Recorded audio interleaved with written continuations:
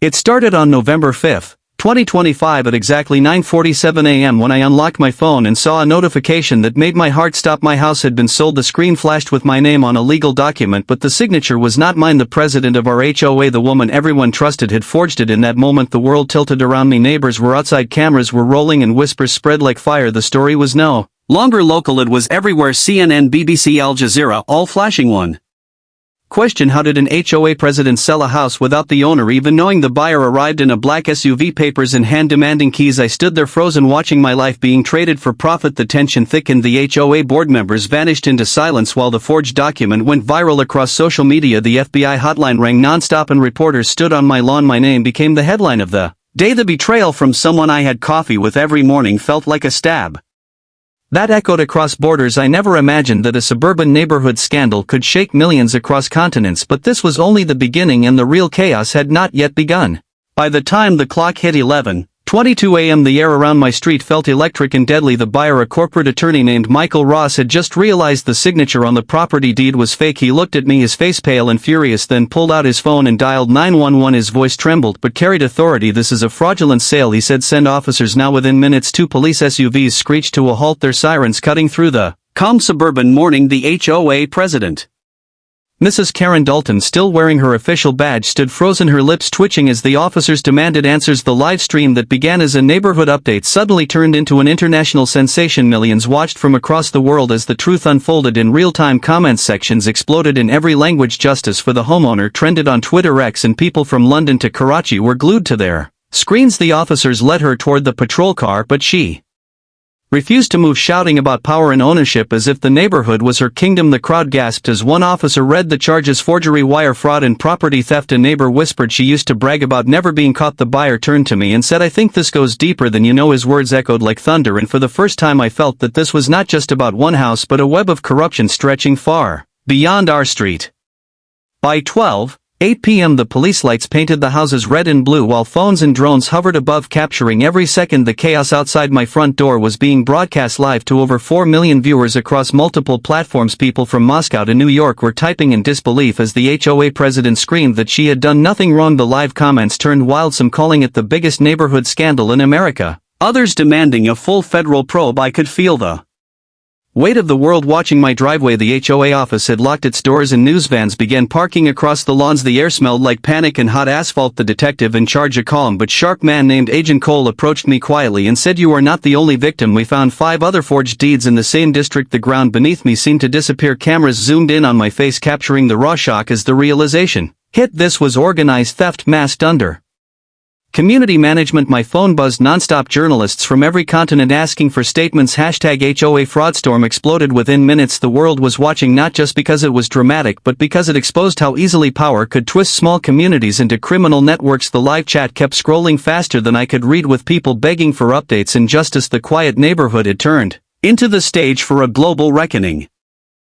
At exactly 1:15 p.m. the FBI agents arrived in black suits, moving with silent precision. They carried folders labeled Operation HOA Truth, and every camera on the street swung toward them. The tension was unbearable. Reporters whispered that federal investigators had connected the HOA president to a hidden bank account in the Cayman Islands worth nearly $2 million. The crowd gasped as her husband was escorted from their house next door, his hands shaking as he tried to explain that it was all a misunderstanding. The agents ignored him and began sealing off the HOA office with yellow tape. The whole scene felt unreal, like a political scandal unfolding in the middle of suburbia. The neighborhood that once argued about lawn heights now became the epicenter of a national fraud case. The lead investigator spoke to the press calmly, saying, "This is not just one homeowner. This is a systematic property scam running through multiple states and possibly foreign accounts across the world." Headlines erupted with disbelief. HOA president under federal probe trended on every major site while news anchors debated how such corruption could hide in plain sight. My phone kept buzzing with strangers sending support from Tokyo, Berlin, and Dubai. The world was no longer watching out of curiosity. They wanted justice. Every second of the broadcast felt like history being recorded live. I looked at my house, now surrounded by lights and microphones, and realized it was no longer just mine. It had become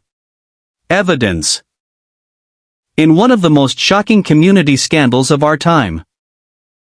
By 2 4 p.m. The agents uncovered what no one was ready to believe. Inside the HOA office behind a false wall they found stacks of fake documents, blank title deeds and digital tablets used for signature forgery. The live cameras caught every detail as investigators carried the evidence boxes outside and the crowd gasped in disbelief. Mrs. Karen Dalton stood behind the police tape shouting that it was all a setup, that she was framed. But her voice cracked as the FBI showed her recorded calls linking her to offshore buyers. From that moment the tone of the story changed. It was no longer about a greedy neighborhood leader but about an international web of property laundering using HOA communities as the perfect cover. News channels replayed the footage non-stop, anchors speaking in urgent voices about how a local case exposed a billion-dollar underground operation. The global audience was in shock. Hashtags spread in every language from English to Russian to Arabic demanding full transparency. My heart pounded as I realized how close I had come to losing everything, not just a home but my identity itself. The lead agent turned to me during the broadcast and said quietly, "You were the first to notice the pattern. Without you this would have gone unnoticed for years." His words echoed as the cameras zoomed in, capturing a single tear sliding down my face, and millions watching felt it too. This was no longer just news, it was justice unraveling, live before the world. At exactly 3:29 p.m. the final act unfolded in front of millions watching live. The HOA president Karen Dalton stood in silence, her face pale as the federal agents placed the cuffs on her wrists. The crowd held its breath, the air thick with disbelief. The flashing lights reflected off her HOA badge, now meaningless, as the lead officer announced she was under arrest for conspiracy, forgery and grand theft property. The moment the cuffs clicked the internet exploded. News anchors shouted breaking story across every channel from Washington to Warsaw. Viewers flooded the live chat with messages of relief and shock. Some called it the downfall of suburban corruption, others called it poetic justice. The buyer Michael Ross stood beside me, shaking his head, whispering, "I have never seen anything like this in my entire career." The agents led her past the crowd and cameras followed every step. The sound of shutters clicking was endless. Neighbors cried, some out of sympathy, most out of anger. The street that once smelled of fresh lawns now smelled like the end of an empire. The live counter crossed 8 million views as Karen was driven away into the horizon, leaving behind the wreckage of her power. I looked at my house, once stolen, now surrounded by silence. The agent handed me back the official deed, this time with my real signature verified and sealed. My voice trembled as I said on camera, "Let this be a warning that greed, no matter how small, can destroy empires." The world watched in silence as justice finally closed its grip on the most shocking HOA scandal of our time. November 8, 2025. The world woke up to the breaking headline that marked the end of the Willow Creek nightmare. At exactly 7:15 a.m., federal prosecutors announced the formal charges against Karen Mitchell: conspiracy, data theft, wire fraud, and unauthorized surveillance under national security law. Every network carried her mugshot, a haunting image of the once flawless woman who had controlled her street like a dictator. The community that once feared her now watched in silence as justice unfolded in real time. But what stunned everyone most was the revelation that Karen had been under FBI observation long before she called the police on us. Her false HOA had been the final act of desperation, a crumbling front for her double life that could no longer stay hidden. By noon, Willow Creek was unrecognizable. News trucks left. The barricades were removed. Neighbors began repainting fences, planting flowers, and reclaiming the peace they had lost. For the first time, the neighborhood didn't feel like hers, it felt like ours. The tension that had poisoned every block for years slowly began to fade. Still, no one could shake the memories of the endless spying, the whispered threats, and the night the FBI stormed the street. The entire ordeal had changed everyone forever. At 6:30 p.m., as the sun set over the quiet cul-de-sac, an agent returned one last time to thank the families for their cooperation. He said the words we had waited to hear for days. "It's over." My mother broke down crying, my father stood still, and I finally understood how fragile peace can be when power is left unchecked. Karen Mitchell now sits in a federal detention center awaiting trial. Her empire of control lies in ruins, her name forever tied to the biggest suburban scandal in recent history.